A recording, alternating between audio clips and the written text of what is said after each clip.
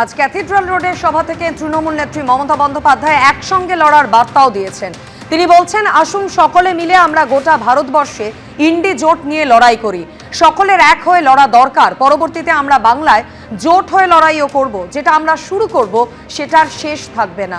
আমি আগেই বলেছিলাম, বাবুলরা জানে, দোলারা জানে, রবীন্দ্র জয়ন্তীর দিন যে আসুন আমরা সারা ভারতবর্ষে ইন্ডিয়া জোট নিয়ে লড়াই করি, বাংলাতেও করি।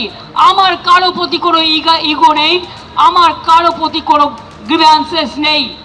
আর তা নাহলে মনে রাখবেন, আজকে যারা বিজেপির কথায় দলীয় অফিস খুলতে পারছেন, মিছিল মিটিং করছেন, আমাদের শেষ করার পরে ওদেরও কিন্তু আপনাদের শেষ করে দেবে। আমি চাই না গণতন্ত্র শেষ হোক, গণতন্ত্র লুণ্ঠিত হোক। এখনো যদি বিবেকের জাগ্রত চেতনা থাকে তাহলে মনে রাখবেন, সবাইকে এক হয়ে লড়া দরকার। আগামী দিন বাংলায় সবাই মিলে জোট আমরা করবার চেষ্টা করব। না করলেও ইন্ডিয়ান অ্যালায়েন্স আমরা একসাথে চলব। আর আমরা যে শুরুটা করব তার কোনো শেষ থাকবে না, এটা মাথায় রাখতে হবে। রাহুল গান্ধীকে নেতা মেনে কেউ যদি বিজেপি হটাও কর্মসূচি নিয়ে লড়াই করতে নামেন, তাদের আমরা স্বাগত জানাবো। প্রতিক্রিয়া প্রদেশ কংগ্রেস সভাপতি শুভঙ্কর সরকারের। একই সঙ্গে শোনাবো দীপা দাস মুন্সি কি বলছেন। সারা ভারতবর্ষে রাহুল গান্ধীর মতো আপোষহীন লড়াইয়ের নেতা আজ আর দ্বিতীয় কেউ নেই। প্রত্যেকটি রাজনৈতিক দল স্বীকার করে নিয়েছে এবং সেই ক্ষেত্রে রাহুল গান্ধীকে নেতা মেনে যদি কেউ মনে করেন যে বিজেপি হাটাও এই কর্মসূচি নিয়ে লড়াই করবেন এবং রাহুল গান্ধী আগামী দিনের একমাত্র মুখ হিসেবে, তার কারণ আজকের দিনে যদি সাফারার পিপলের কেউ আওয়াজ হন এবং ডাউনটোডেন পিপলের কেউ সেই তার চিৎকার হন, তাহলে কিন্তু তার নাম রাহুল গান্ধী। সেই রাহুল গান্ধীকে মেনে নিয়ে যদি এই চলার পথে কেউ অংশীদার হতে চান, আমরা তাদের জন্য স্বাগত থাকবে। সিপিএম পার্টি ন্যাশনাল প্রেক্ষাপটে ইন্ডিয়া জোটে আছেন, কিন্তু কেরলের প্রেক্ষাপটে আমরা কংগ্রেস এবং সিপিএম আমরা লড়েছি এবং সিপিএম হেরে গেছেন, ইউডিএফ জিতে গেছে। এটা বাস্তব সত্য।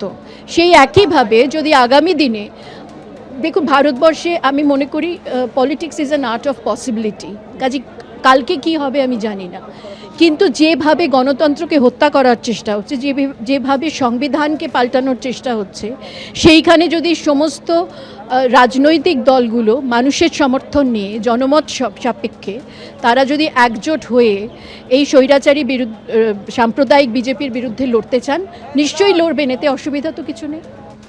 আর বিজেপি রাজ্য সভাপতি শ্রমিক ভট্টাচার্য তিনি কটাক্ষ করে বলছেন যে দলটাই নির্মূল, এখন এরা নিজেদের মালিকানা নিয়ে নিজেদের মধ্যে লড়াই করছে।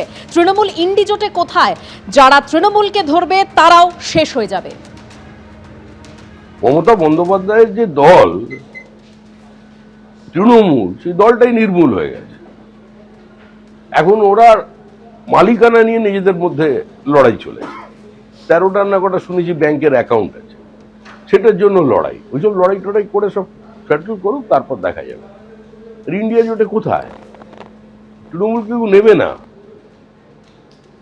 তৃণমূলকে যে ধরবে সে শেষ। কেজরিওয়াল ধরেছিল শেষ। তৃণমূলের কোনো ভবিষ্যৎ নেই। এবিপি আনন্দ, এগিয়ে থাকে, এগিয়ে রাখে।